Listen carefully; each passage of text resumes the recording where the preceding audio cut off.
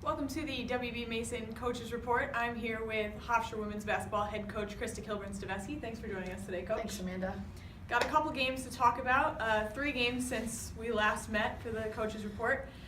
Pride played 2 games at home last weekend, falling to Towson on Friday, but beating third place Drexel on Sunday. Then the Pride hit the road and fell to Northeastern on Wednesday. Coach, kind of a mixed bag of results in those 3 games. What are you taking away from that in the final week of the regular season heading into the tournament? I mean, that's been a little bit of our issue, or been the part of our issue all season long, just a little bit of the inconsistency, and I think that's what, has been frustrating, because when this group puts their mind to something, we can play pretty well, but you just see a little bit of that topsy-turvy from a really disappointing loss against Towson.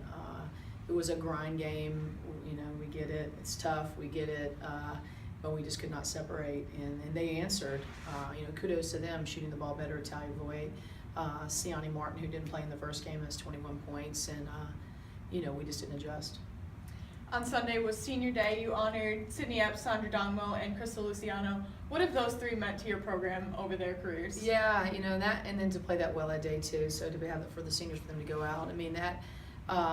Just a lot of fire and a different level of play that you saw out of them, a different fire from all 3 of them. They spoke to the team before the game, and we obviously hoping we have a lot of basketball left, so we knew we had that game, and then when we're on the road to close out the conference, and then to head into the conference. So it was bittersweet. But they got that win, so it was good. And then Sandra's been such a team player her whole career. She knows Drexel's always a tough game for her because it minimizes the post so well, and so she came in and did a little bit, and just this very, very positive spirit. And then obviously Crystal Sid had a very good game. So it's been a lot. Crystal's been a 4-year starter, and Sid's just really, her 5th year has been so good for her to quantify her, because she just exemplifies an entire student athlete, and the experience she's gotten at Hofstra. Her family on senior day just couldn't stop talking about how good Hofstra's been to Sydney Epps, and then what they provided, and then obviously Sydney taking every opportunity, from the national SAC representative for our conference. She was on the women's committee for the NCAA for rules and enhancement. Just everything keeps moving forward for Sid, because she works extremely hard and goes after it. She doesn't wait for her handout, wouldn't wait for anybody to do anything for her. So can't say enough about that. And then Sandy D, a lot of people know about Sandra, med student, community health, wants to be a dentist, and extremely smart. And Crystal's in PT. She wants to, work in some kind of capacity. So all 3 of them, bring so much to the table in different ways, and outside of the basketball realm, what kind of people they are. It's really good. Heading into the tournament this week, obviously it's a long season. There's been a lot of travel this season. Yeah. Ajane Durant and Crystal Luciano, they've been playing a lot of minutes all season. Now you have 3 other starters who've been playing a lot of minutes as well. Yeah. How are you trying to avoid fatigue for all 5 of the starters going into the tournament? It's such a tough balance, because if you don't win, you don't play. If we, I was looking at all the stat lines and everything yesterday. You hit the nail on the head. Jess Chinko is the only one that's playing more minutes than Ajane and Crystal. Good right now. Gave them a couple days off right here just to really take advantage of this time. But it's going to be interesting. I mean, we tried to do a little bit of that at Northeastern. Taking them out for medias and trying to find opportunities to give them more rest. And I know the upperclassmen will talk to the young ones today about the tournament experience and how the level of play rises.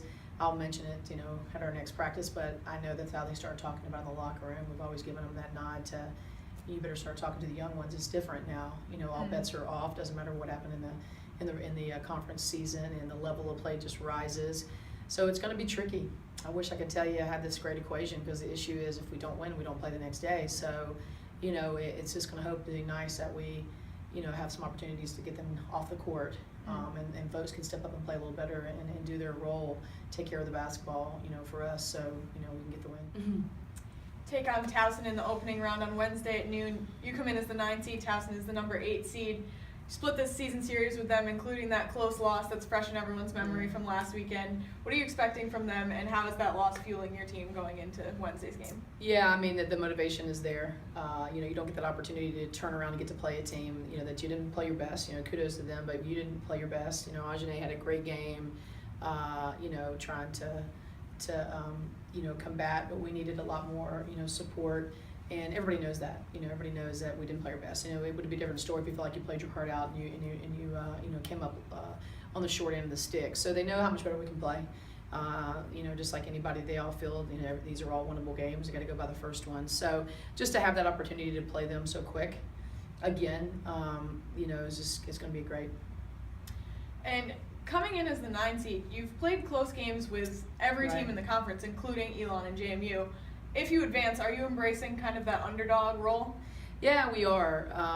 Oddly enough, where we finished, you got to win, you got to beat Towson, and all this is in vain. But oddly enough, we'd rather be on this side of the bracket, just not having to blame the whole hometown favorite on their own floor. So, I'm sure everybody feels like that on this side of the bracket. So, but yeah, can't say much until you get past the first one. But at least you know that you can compete, and that's the parity that we have in our conference right now. The underlying factor is just going to be the level of play, how escalated it's going to be. And I think that, the 5 starters and Sandra Dongmo that has been involved, they get it. It's just really going to be an eye-opening experience for our young ones because, it's just such a different time come tournament time. And people just rise to the occasion. So we're just excited. A lot of upsets in the past. And last year, I think Buffalo was an 8th seed when they went on to 1. So, we'll certainly use all that kind of inspirational stuff as we move forward. Pride takes on Towson in the opening round of the CAA tournament in Harrisonburg, Virginia on Wednesday at noon. This has been the WB Mason Coaches Report with head coach Krista Kilburn-Steveskey. Thanks for joining us today, Coach. Thank you.